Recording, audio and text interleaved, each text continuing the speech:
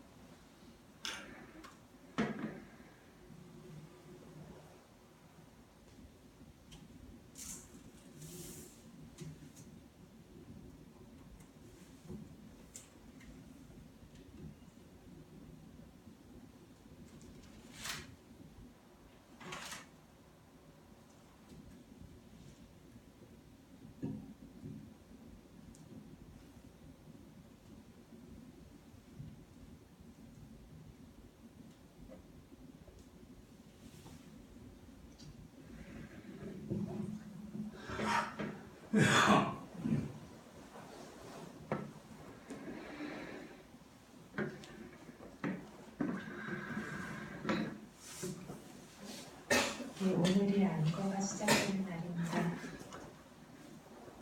그래서 부처님 당시뿐만이 아니라 불교 교단이 어떤 시대에도 은사들이 히말라야와 같은 곳에서 수행을 하시다가 비가 많이 오는 우기 3개월은 마을에서 과일이나 이런 것들을 주로 따서 드시면서 수행을 하시기 때문에 소금을 의지하기 위해서 이렇게 마을에 와서 비를 피하면서 그렇게 한 곳에 머무르는 그러한 전통이 있었고, 부처님 교단에서도 어떤 우기 동안에 비를 피하면서 그러면서 한 곳에서 그 자리를 떠나지 않고 수행하는 그런 어떤 전통이 있었습니다. 그래서 이런 안거와 관련해서 스님들께서 안거를 잘 지낼 수 있도록, 물론 스님들과 관련된 일이지만 이전에 불교 교단에서 경전에 보면 제가자분들께서 안거 동안 지내실 곳은 정하셨습니까? 만약에 정하지 않았다면 저희들이 계신 곳에서 안거를 보내시면 저희가 스님을 의지해서 선업을 쌓을 기회를 가지게 되고 삼기위, 그리고 어떤 삼기위와 오계를 지킬 수 있을 것입니다 라는 방식으로 스님들을 초청하곤 합니다. 이 이야기를 오늘 드리는 이유는 초청하는 방식에 대해서 저희가 알아야 되는 것들이 잘 모르고 있는 것들이 있기 때문인데, 어떤 반디자 스님께서도 한번 이렇게 법문에서 말씀하신 적이 있는데, 스님 저랑 같이 밥 먹어요 이런 식으로 초청하면 그 공양을 받으시기에 적절하지 않다라고 하죠. 그런 것처럼 이 사원에 와서 머무르십시오 하는 것도 여기 자리 있으니까 잠깐 와서 계셔도 됩니다 이런 종류의 초청이 아니라 와서 지내심으로써 저희가 그분을 의지해서 그분은 그분의 수행을 할 수 있고 저희가 선업을 증장시키고 삼기와 오계를 지킬 수 있는 그러한 어떤 시간이 될 것입니다. 선업이 증장될 것입니다. 이러한 방식으로 초청을 하죠. 그래서 어떤 상가나 이런 출가자분들을 초청할 때 어떠한 방식으로 초청이 이루어져야 그것들이 적합한지, 그리고 그렇게 바른 방식으로 초청되어지지 않는다면 그 출가하신 분들이 그런 어떤 초청을 받아들이기에 적합하지 않을 수도 있다는 것을 오늘 기회가 될 때 조금 이야기를 드리려고 이야기를 했고요. 그래서 안거는 출가자들의 어떤 수행하는 시간이다라고 하지만 불교 역사상 지금도 남방의 국가에서는 제가자들의 삶과도 굉장히 밀접한 관련이 있습니다.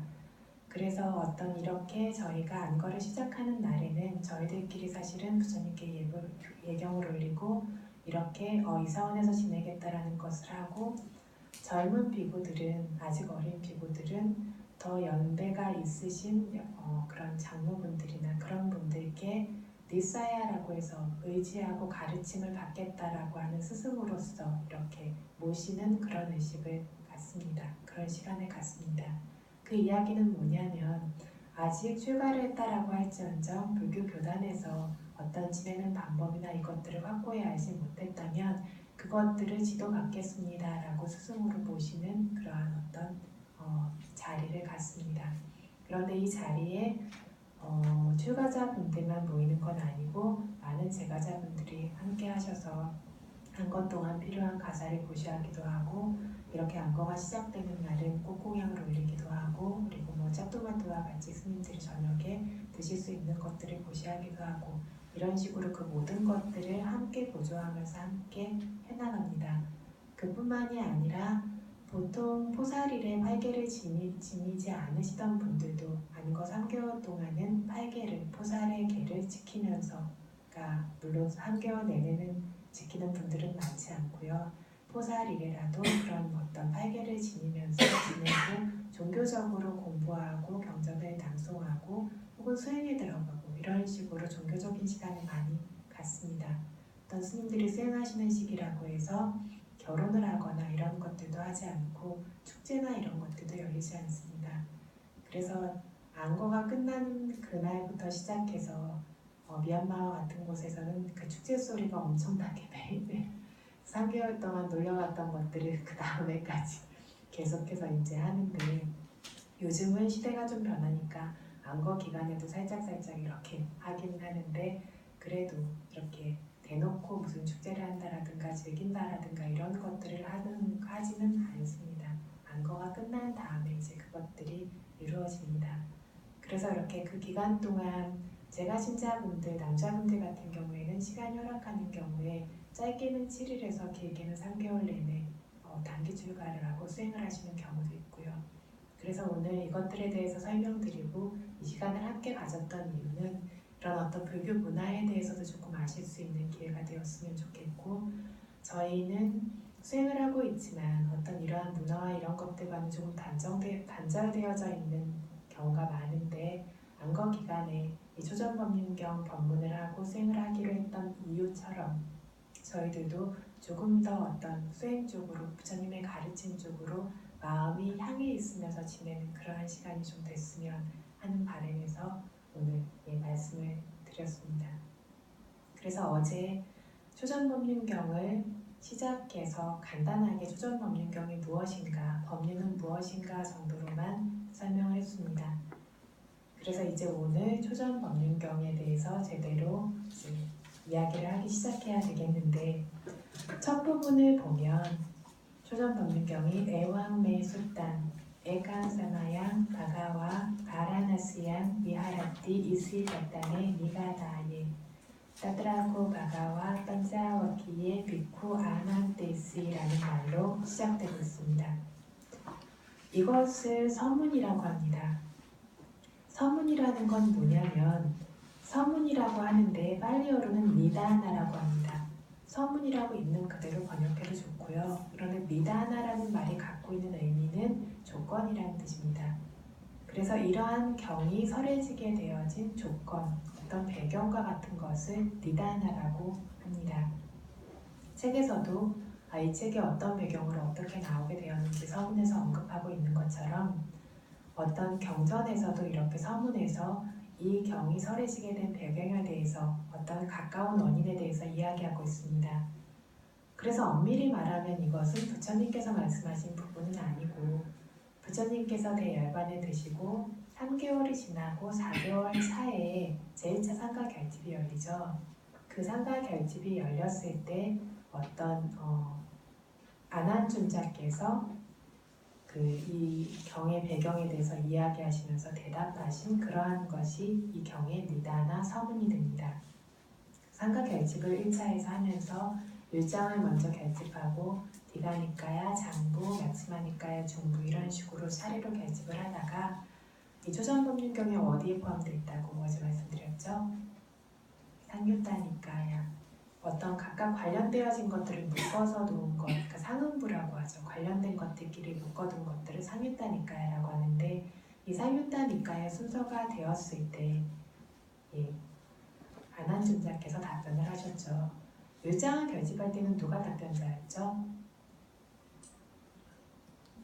육발리 존자께서, 그러니까 율장의 계율의 제일이셨던 육발리 존자께서 하셨고 나머지 부분들은 안한준자께서 답변자였습니다. 질문자는 누구셨죠? 마하가사바 존자께서 질문자셨는데 그래서 6차 상가 결집에 마하시사야도께서 질문자 역할을 그리고 위고사야도께서 답변자 역할을 맡으셨죠. 그런데 마하가사바 존자께서 질문하신 부분은 여기에 나와 있지 않습니다. 뭐라고 질문하셨냐면 단마짜까 빠와따나 수땅 고 아부소 아난다 까타 게나 깨상 까탕 바시땅 이렇게 질문하셨습니다. 의미는 아부소 안한다, 벗 안한다요. 단마짜까 빠와따나 숫다, 단마짜까 빠와따나 숫다라고 하는 이 초전 법륜경을 까타, 어디서, 바시땅, 이 초전 법륜경이 까타 어디서, 바시땅 설해졌습니까? 깨나 누구에 의해서 바시땅 설해졌습니까? 깨상 누구에게, 어떤 사람들에게 바시땅 설해졌습니까? 까탕, 어떤 식으로 바시땅 설해졌습니까? 라고 마하가사바 존자께서 물으시고 거기에 대한 대답이 방금 이야기한 애왕매 숫담으로 시작되어지는 서문 구절입니다.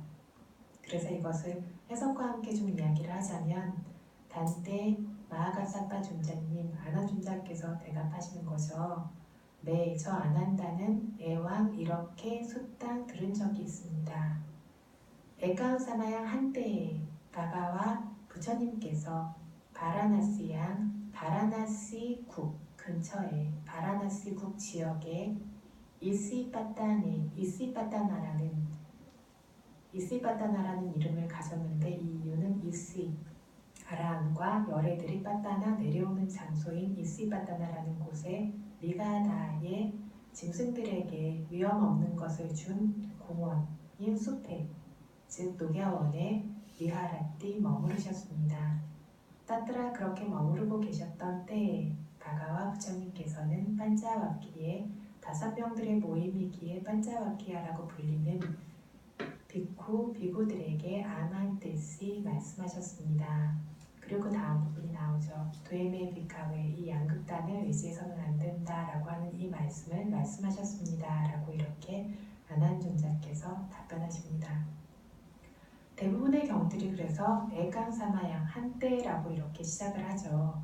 시작을 하는데 다른 경들도 설할 때 이렇게 한때라고 하는데 모든 경이 설해진 때를 정확하게 좀 설명을 해두면 좋겠지만 이렇게 한때라고 이야기를 하고 있기 때문에 정확한 시간을 파악할 수 없는 경들도 많이 있습니다.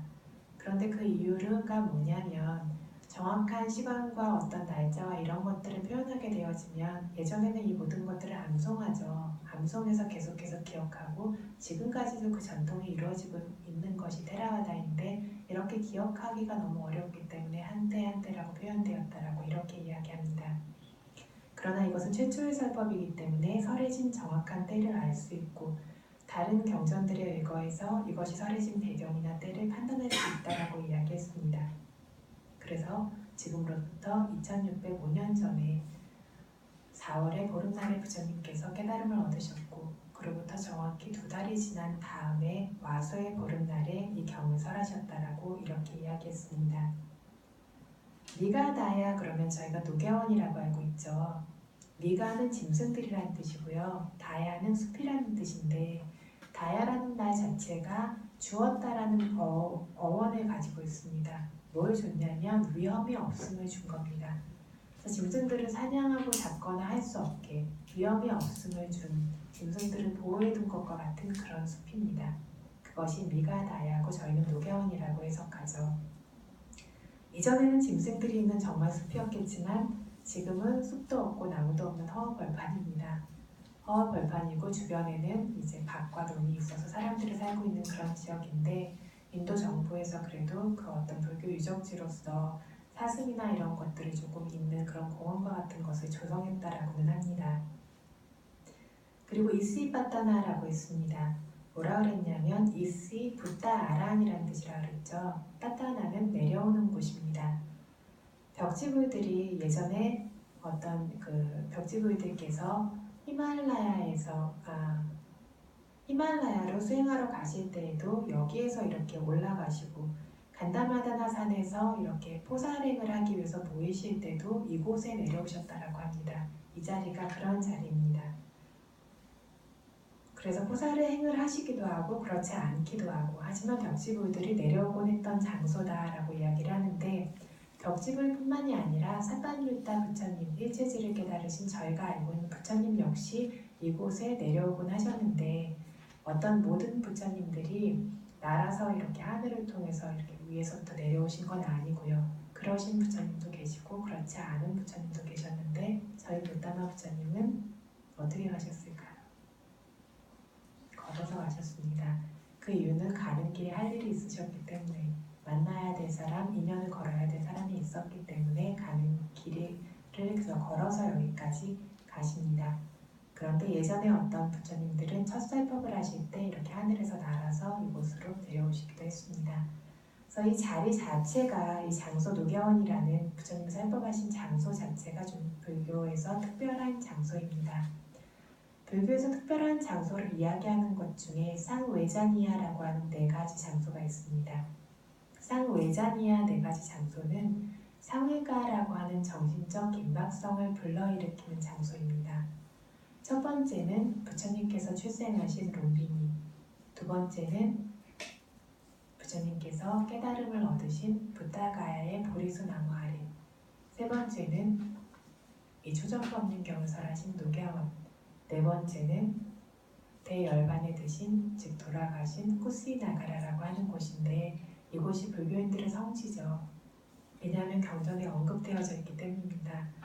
뭐냐면 저희와 같은 일반적인 사람이 아니라 모든 깨달음을 얻으신 이러한 부다와 같은 존재께서도 생로병사라고 하는 것에서 벗어나지 않으셨습니다. 태어나고 깨달음을 얻으시고 법을 설하시고 그리고는 대열반에 드십니다.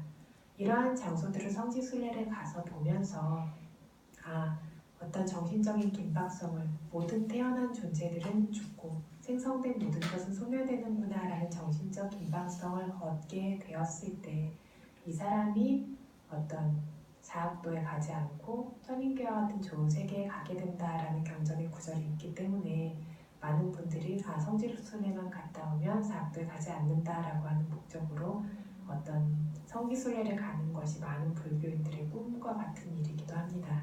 그런데 경전에 정확하게 언급되어 있는 내용은 뭐냐면 성지순례를 가서 마음에서 그러한 정신적 긴박성을 가지고 마음이 법으로 향한 그 상태가 깨지지 않은 상태에서 길에서 죽거나 하게 된다고 하더라도 사학도에 가지 않는다는 것이 사학도라는 문이 완전히 닫힌 것은 아니라는 거죠. 그래서 이제 성지순례에 다녀왔으니까 나는 사학도에 안 간다라고 하고 어떤 할아버지께서 나는 이제 죽어도 행복하다라고 얘기하니까 편디다라나에서 단기 출가했던 어린 꼬마가 잘못된 거라고 수다원이 되지 않는 이상 사학도의 문은 절대 닫히지 않습니다라고 이렇게 이야기했다라는 그런 일화가 실제로 있는데요. 그래서 수다원이 되지 않는 이상 사학도의 문은 절대 닫히지 않는데 어쨌든 이 마음을 가진 채로 죽었을 때에는 사학도에 가지 않는다라고 하죠. 두 번째 특별한 4가지 장소가 있습니다. 이것을 위자히타 4가지 장소라고 합니다.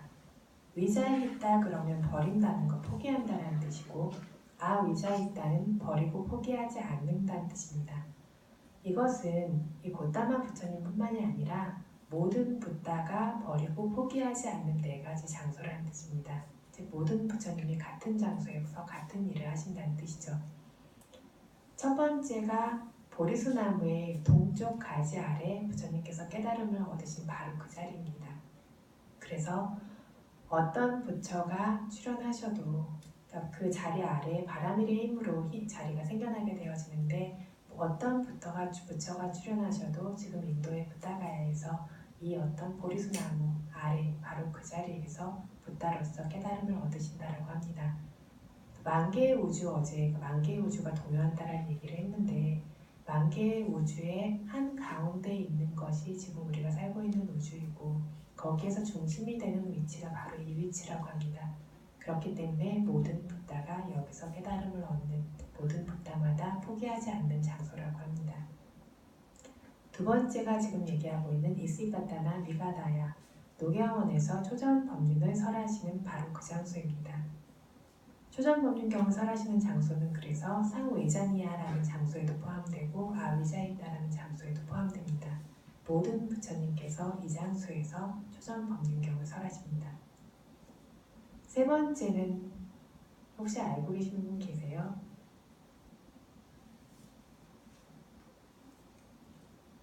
어딘 것 같으세요?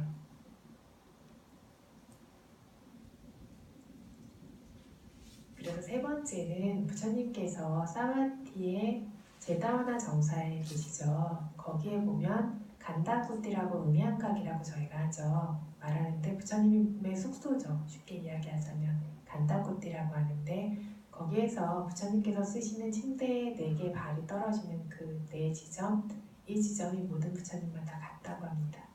그래서 조금의 어떤 어긋남도 없이 침대 다리가 4개의 다리가 정확히 그 지점에 떨어진다고 합니다. 이것이 세 번째고 네 번째는 모든 부처님께서 도리천에서 아비담마에 설하시죠. 아비담마를 와서 3개월 동안 이제 오늘부터 시작해서 3개월 동안 설하고 안거가 끝나는 마지막 날 안거가 끝나는 보름날 하늘에서 내려오시는데 하늘이라고는 하는데 도리천이 따와띵사 도리천이 존재하고 있는 수미산 꼭대기 거기서 내려오시는데 그때 금과 은과 루비로 이루어진 계단이 있다라고 하는데 그 계단이 상가사라고 하는 도시에서 이렇게 도시까지 내려오게 됩니다. 부처님께서 도리천에 가시기 전에 지상에서 신풍력을 보이시죠. 아주 크게. 그리고 도리천에 가서 3개월 동안 아비담마를 설하신 다음에 내려오실 때 역시 굉장히 그렇게 드문 광경이 펼쳐지는데 그때 천인들이 부처님을 이렇게 배웅하는 그런 장면인데 그 계단이 상가사라고 하는 도시에서 시작되어져서 수미산의 꼭대기까지 그런데 상가사라고 하는 그 도시의 그 자리 계단이 떨어지는 그 자리가 모든 부처님이 똑같이 아비담마를 설하고 내려오시는 그 자리라고 합니다. 그래서 이렇게 8가지 장소인데 어떤 깨달음을 얻은 장소와 초전법륜을 설하신 장소가 같기 때문에 합하면 6장소가 되죠. 이것이 불교에서 좀 특별한 장소입니다. 그래서 조금 전 이야기하고 있던 이 니다나 서문에 따르면 부처님께서 바라나시국 근처의 노갸원 숲에서 머무르실 때 5 비구들에게 이 초전법륜을 설하신 정도만 좀 분명하게 드러납니다. 그 이전의 배경들에 대해서는 드러나지가 않는데 그래서 다른 경들에서 좀 인용을 해서 이 서문을 조금 확장시키려고 합니다. 니다나라고 하는 어떤 경을 설한 조건이 되어지는 거에 3종류가 있습니다. 첫 번째는 둘의 니다나, 아주 멀리 있는 조건입니다. 이런 조건은 이 법을 설하게 된 것에 멀리 있는 조건인데 아주 먼 조건이란 뭐냐면 보살이 디반가라 부처님 밑에서 수기를 받고 계속해서 바라미를 쌓았던 어떤 그 모습이라는 조건입니다. 이러한 어떤 바람의 수기를 받고 바라미를 쌓았던 조건이 있기 때문에 깨달음을 얻고 이 초전법륜경을 설하신다라는 결과도 생겨날 수 있는 거죠. 그래서 이것이 먼 조건입니다.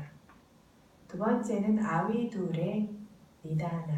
아위둘에는 그다지 멀지도 가깝지도 않은 조건입니다. 이건 뭐냐면 바라미를 쌓으신 것이 끝나고 어떤 투시타 도솔천에서 세타게도라고 하는 천인이었죠. 마지막 생이 천인이셨다가 거기서 지상에서 마야 대위라고 하는 어머니 뱃속에 잉태되어져서 그때부터 계속해서 법을 구하시는 그러니까 그때부터 세간 속에서 살다가 또 출가하고 법을 구하게 되어지는 그러한 모습이 아위둘의 니다나입니다. 멀지 않은 이런 조건. 그래서 깨달음을 얻을 때까지 그런 조건인데 여기에 대한 내용 중에서 뭐 보살이 바람이를 쌓으시던 얘기까지 다 할 수는 없으니까 어떤 태어나셔서 출가하시고 그리고 수행하시고 이런 이야기들에 대해서는 조금 이야기를 하려고 합니다.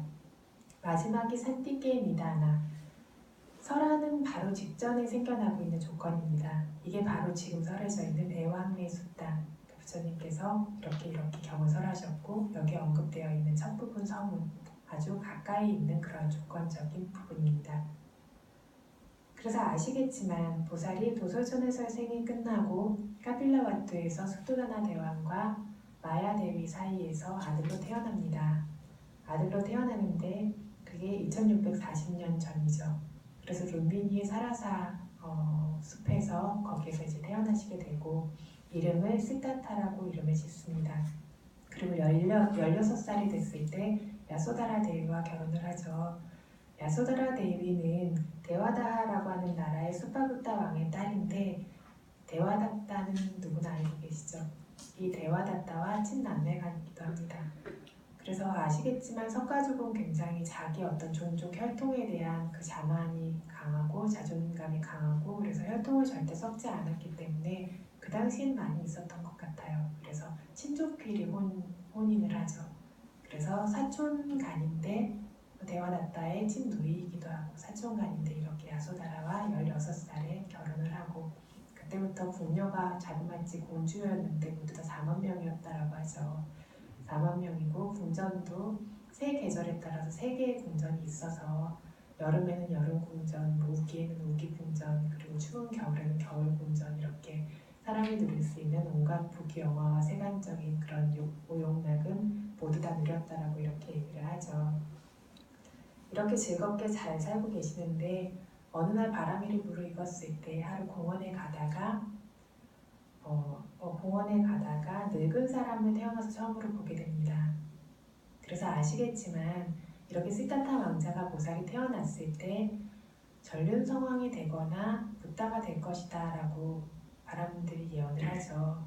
그래서 이 왕이 자기 아들이 그렇게 출가를 할까봐 두려워서 늙은 사람, 병든 사람 이런 사람은 보이지도 않게 그 성문 밖으로 다 쫓아내버리고 죽은 사람 이런 사람을 볼 수 없게 하는데 그때 그걸 보게 된 이유가 어떤 천인들이 표상으로서 보여준 거라고 이렇게 이야기를 합니다. 그래서 어쨌든 늙은이라는 것에 대해서 처음으로 보게 되죠.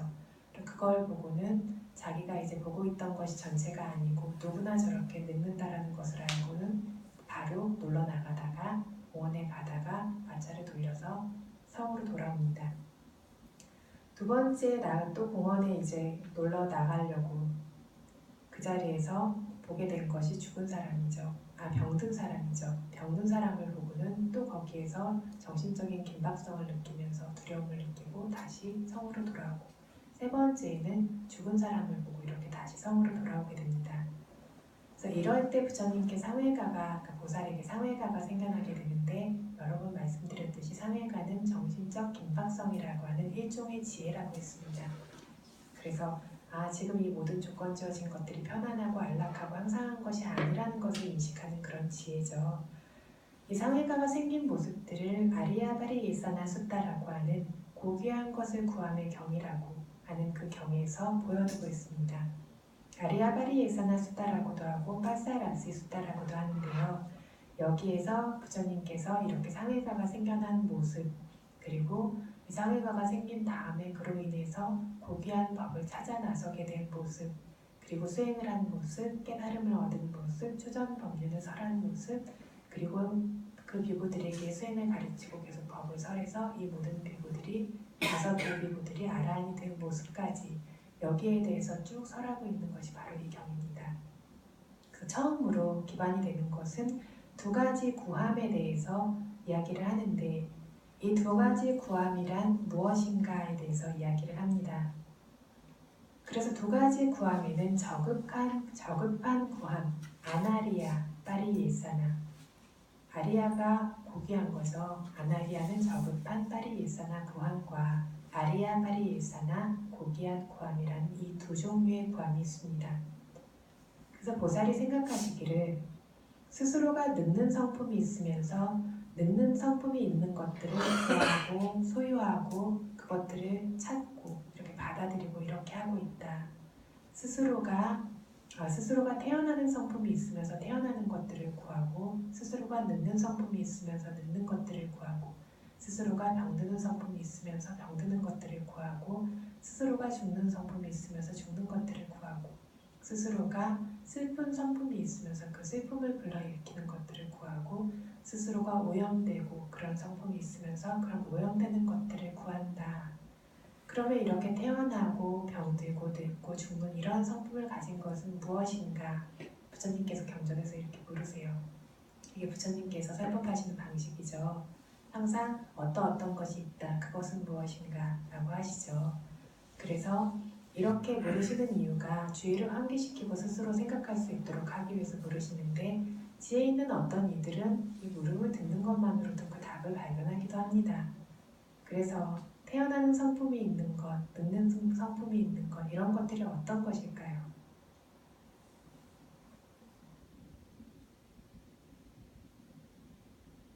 그래서 뭐라고 부처님께서 경전에서 이야기하셨냐면, 자식, 부인, 종, 말, 소, 코끼리 이런 모든 소유할 수 있는 그런 것부터 시작해서 금은 보화까지 감각적, 쾌락의 대상이 되어지는 감각적 대상들입니다.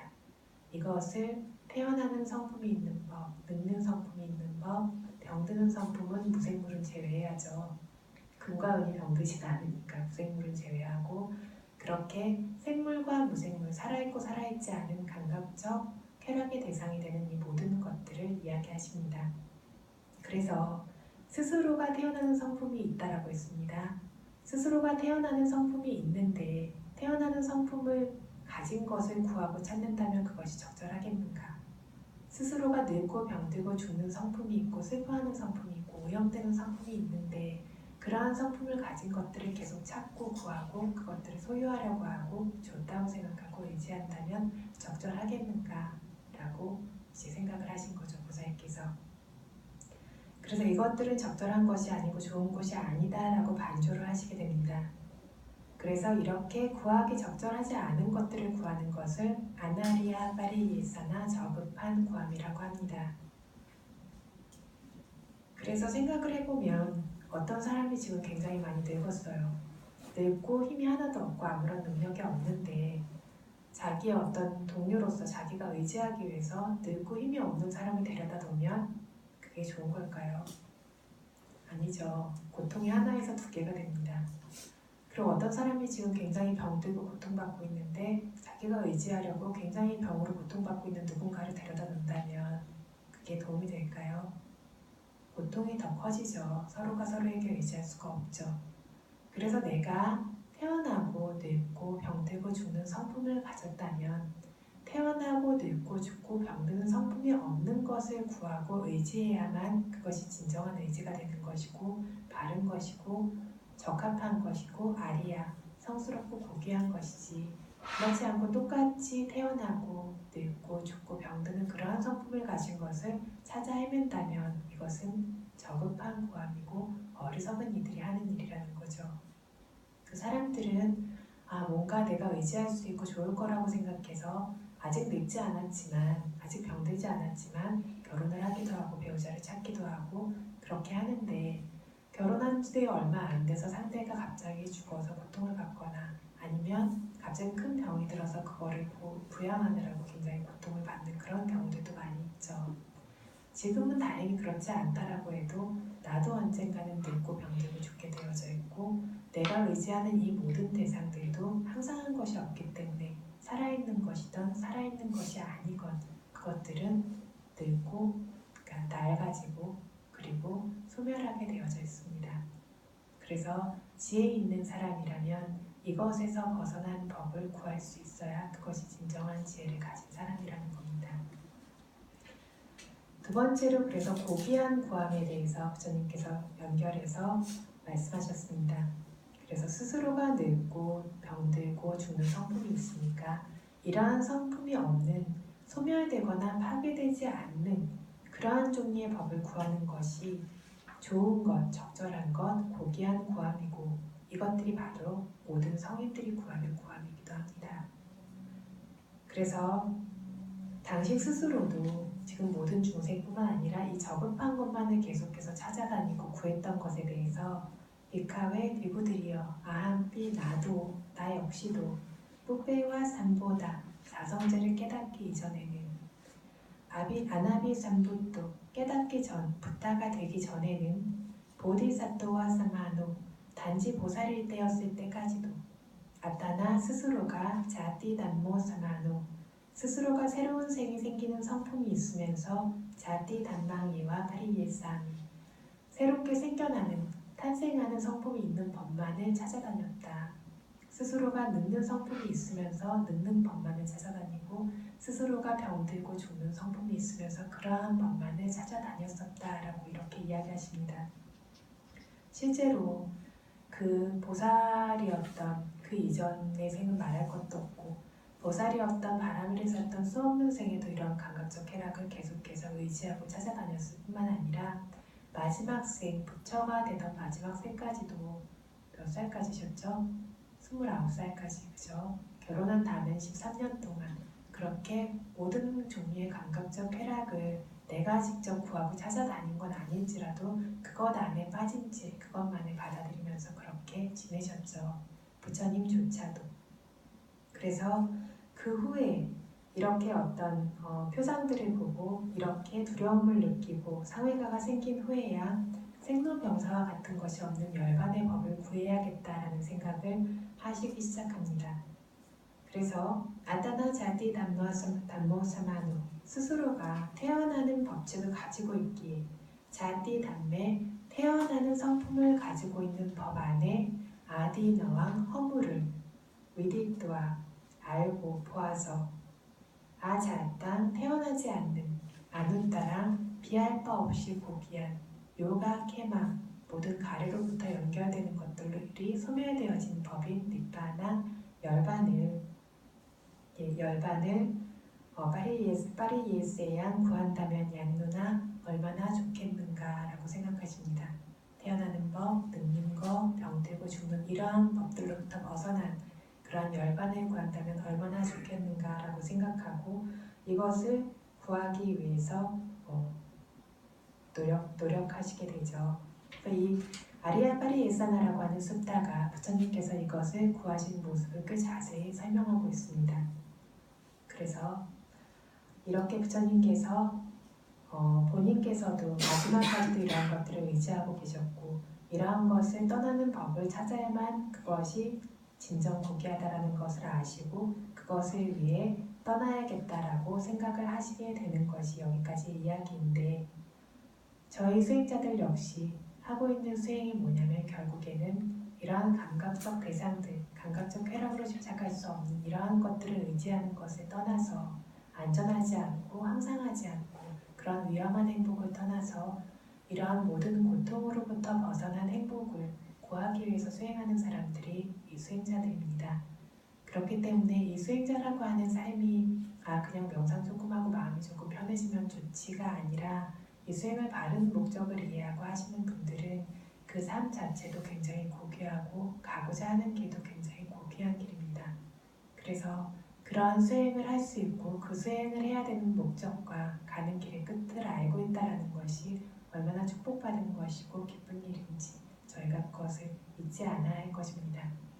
이럴 때에는 마음이 또 푸르르 올라오지만 또 귀찮아지면 수행이 별로 중요하지 않은 것 같고 좀 나중에 해야 될 것 같고를 자꾸 멀어지죠. 근데 저희가 삶에서 의지하고 있는 그 모든 것들이 정말 이렇게 위험하고 믿을 수 없는 것들입니다.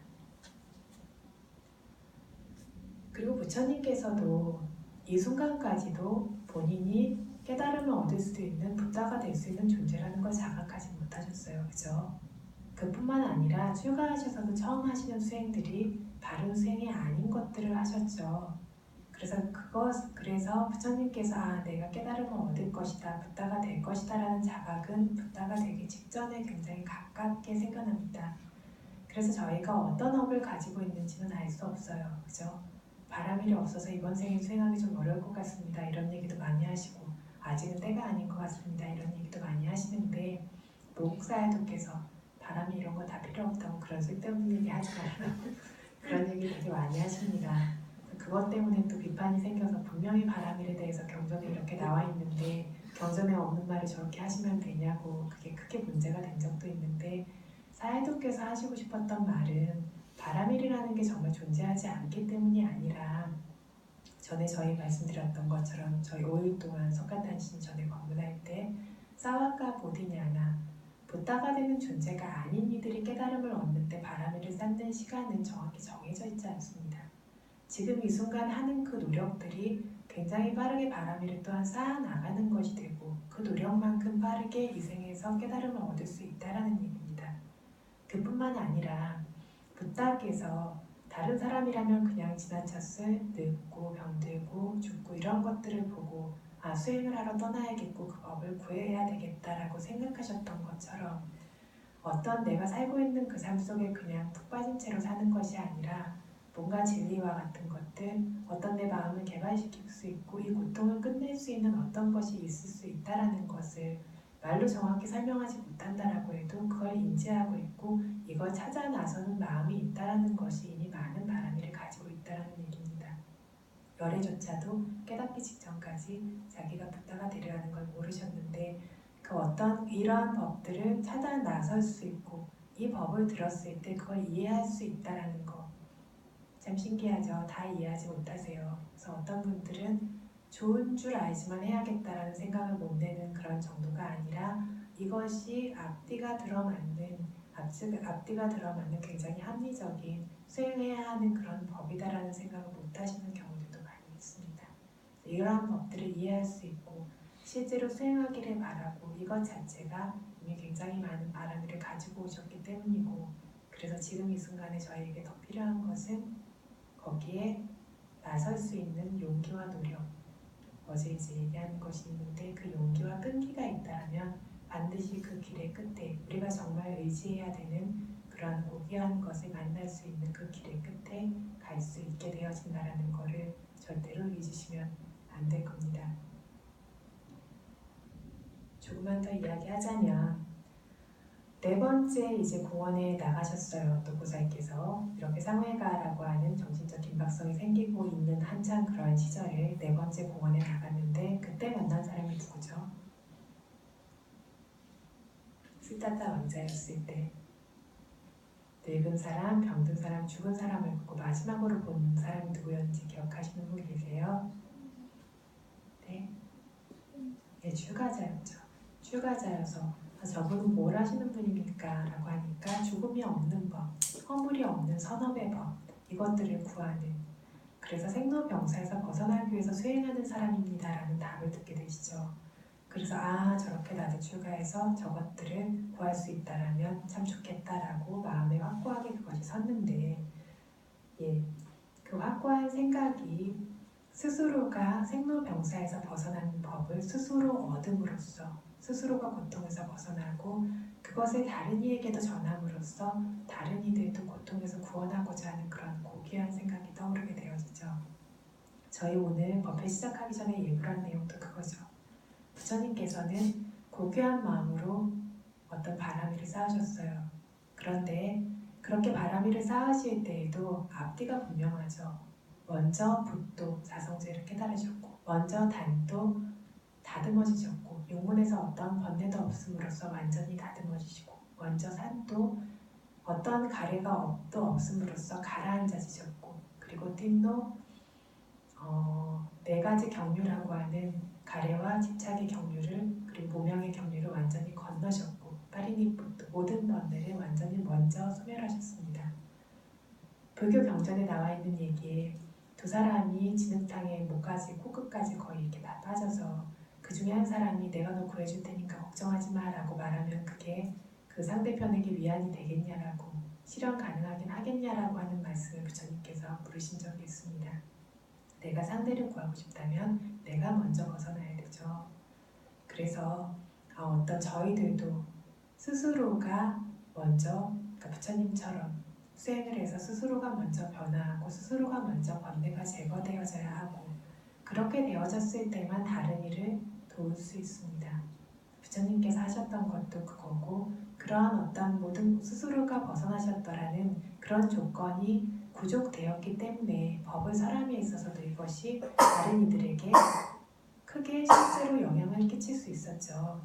연민심도 있고 바르게 아는 지혜가 완전히 있었기 때문에 바르게 법을 설하실 수 있었습니다. 저희 일상에서도 마찬가지인데요. 저희는 저희 스스로가 마음이 아직 훌륭하지 못한데 상대에 대해서 계속 가르치려고 하고 요구하려고 하고 이런 마음들이 굉장히 많이 있죠.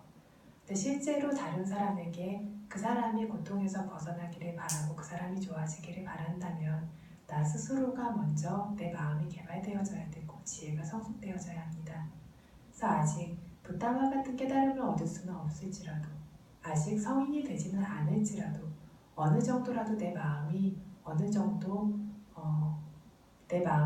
다듬어졌을 때 그렇게 되어졌을 때 다른 사람에게 하는 말도 진정한 선의에서 연민심을 가지고 하는 말이 되어 있을 수 있고 거기에 나와 연관되어진 자만이 끼어들지 않을 수 있고 지혜와 연관되어져서 말할 수 있는 것 같습니다.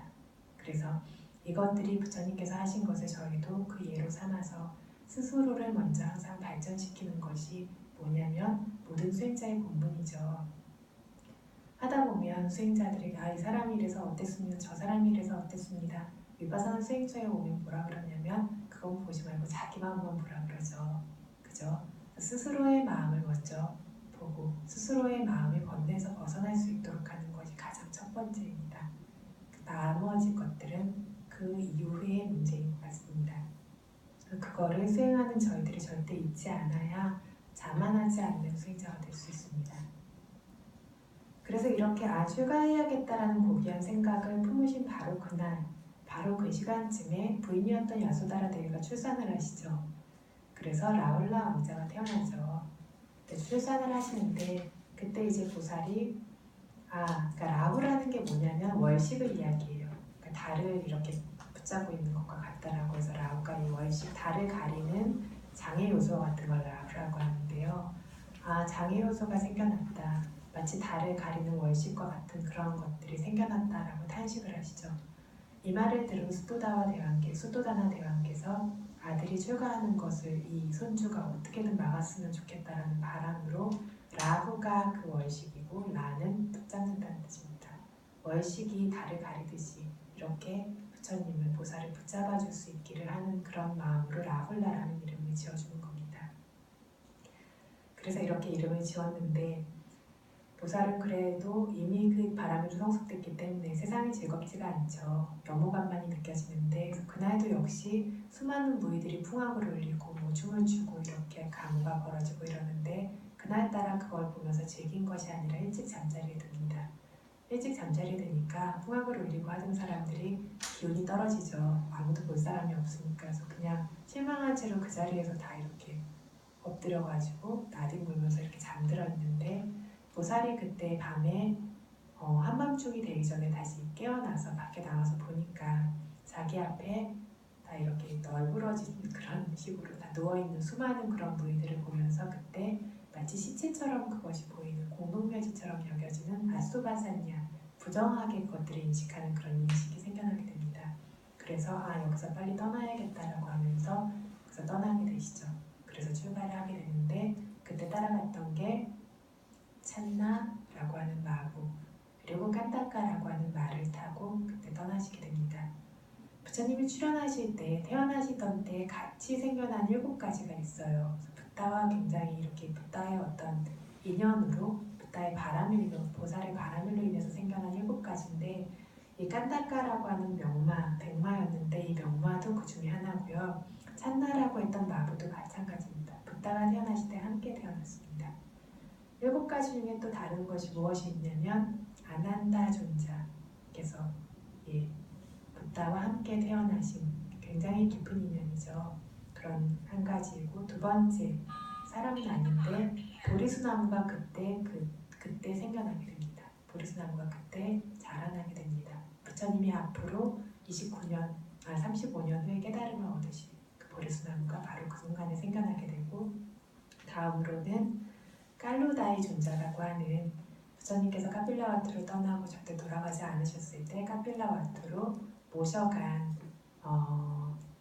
카필라와투 국의 재상이었던 분, 나중에는 추가해서 아랑이 되신 그 깔로다이 테라라고 하는 분이 또 부처님과 함께 태어난 한 사람이고, 또 다른 사람은 야소다라 대위, 야소다라 왕비입니다. 부처님과 세세생생 굉장히 인연이 깊죠. 그래서 함께 태어난 것 중에 하나이고, 나머지 한 개는 부처님께서 태어나시던 그때 큰 네 개의 큰 금 항아리가, 금이 가득 차여져 있는 항아리가 생겨나죠. 그런데 출가하시니까 이게 없어져서 나중에 부처님을 다시 돌아오게 하려고 라울라를 시켜서 그 유산을 달라고 이렇게 따라가서 유산을 달라고 청하게 하는 것이 금항아리를 얘기하는 그겁니다.